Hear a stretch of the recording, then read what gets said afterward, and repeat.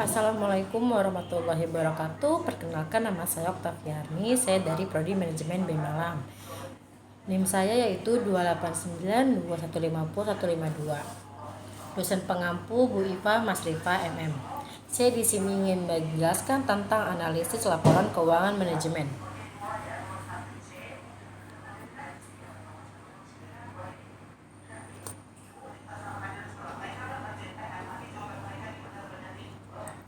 Pengantar, apakah sejumlah dana yang dikeluarkan oleh perusahaan telah benar-benar menginterpretasikan jumlah harapan laba yang akan atau hendak dihasilkan oleh perusahaan? Apakah dengan kumulasi kos yang telah dikeluarkan seimbang dengan manfaat laba yang akan didapat?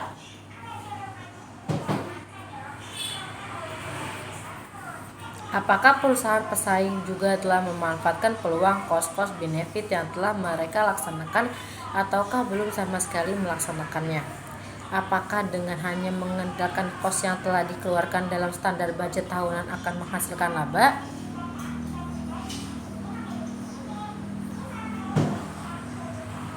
Di sini ada analisis kualitas laba pada laporan laba rugi.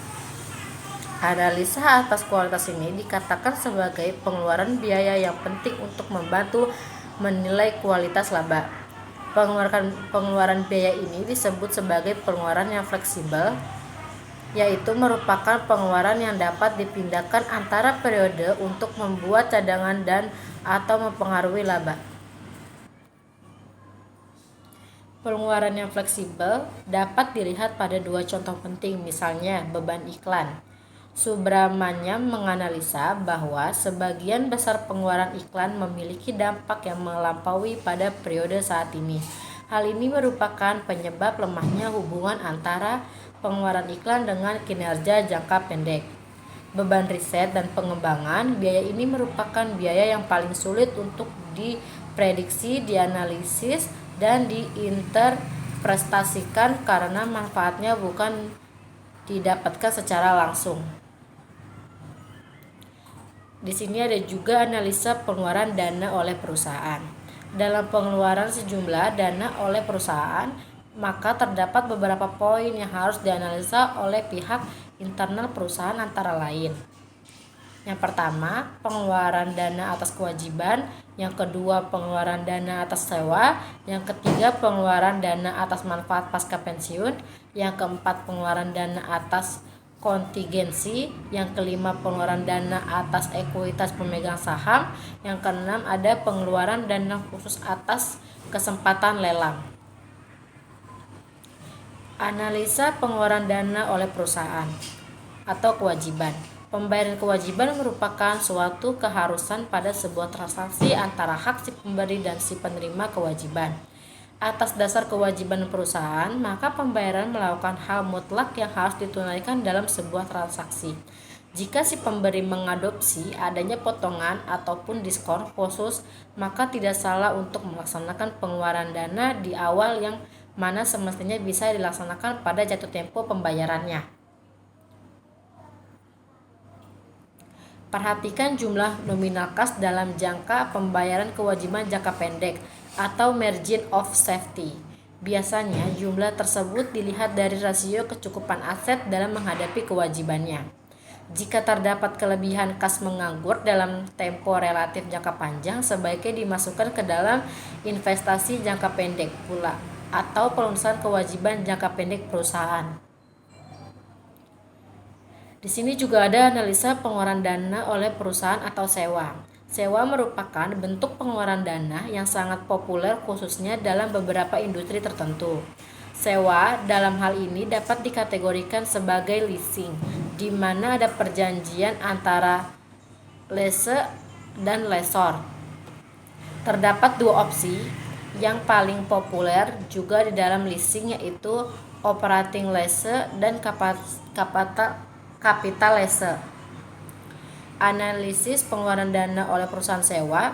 Operating lease mencatat pembayaran sewa minimum sebagai pengeluaran dana atas kewajiban pembayaran sewa tanpa adanya kaitan penyusutan pada aset tersebut.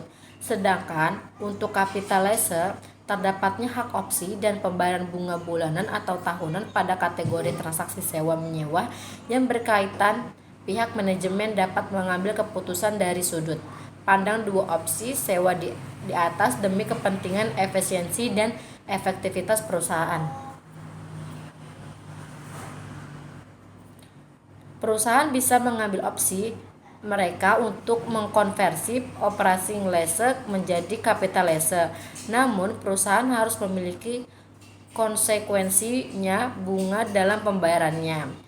Akan tetapi, jika pembayaran sewa minimum secara total memberikan dampak gangguan atas arus kas pada perusahaan, maka perusahaan dapat mempertimbangkan untuk mencari alternatif lain, apakah dengan peroleh cicilan atau pendanaan eksternal atas kepentingan aset tersebut. Di sini juga ada analisa pengeluaran dana oleh perusahaan atau manfaat pasca pensiun. Banyak perusahaan belum memanfaatkan celah dari pembayaran manfaat pasca pensiun ini. Undang-Undang Ketenagakerjaan mewajibkan perusahaan untuk memberikan ketentuan sejumlah nominal uang dalam bentuk pesangon kepada pekerja jika masa tugas telah selesai, atau cari hukum online UU nomor 13 tahun 2003. Dalam akuntansi diatur pada Statement of Financial Accounting Standard atau SFAS 158P. Jika perusahaan memanfaatkan program dana pensiun untuk kemudian mereka menginvestasikan secara lanjut, maka perusahaan akan mendapatkan pembayaran tambahan dari hasil investasi dana pensiun tersebut. Program pensiun ini memanfaatkan garis waktu dalam pendanaannya, walaupun sebenarnya nilai uang di masa yang akan datang itu tidak pasti nilainya. Boleh juga menggunakan jasa aktuaria dalam menganalisa overfunded plans atau underfunded plans. Beberapa komponen dalam biaya atas manfaat pasca pensiun yang diharapkan ada 4, yaitu yang pertama, biaya jasa yakni alokasi aktuaria. Yang kedua, biaya bunga asumsi tingkat diskonto. Yang ketiga, amortisasi biaya atas manfaat pasca pensiun. Yang keempat, administrasi dan legalitas biaya atas manfaat pasca pensiun. Di sini juga ada analisa pengeluaran dana khusus oleh perusahaan atau kesempatan lelang.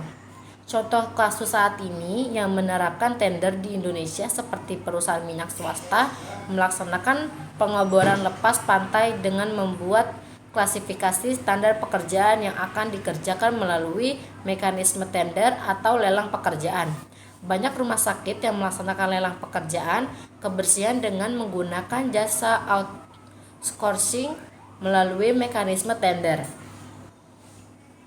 Apabila lelang atau tender tersebut menghasilkan benefit yang sesuai dan diharapkan beserta efektivitas dan efisiensi perusahaan, maka pihak manajemen sebaiknya mengambil keputusan tender agar tercipta kinerja baik dengan persaingan yang sehat. Itu saja yang bisa saya sampaikan tentang analisis keuangan manajemen. Billahi taufiq wal hidayah. Wassalamualaikum warahmatullahi wabarakatuh. Terima kasih.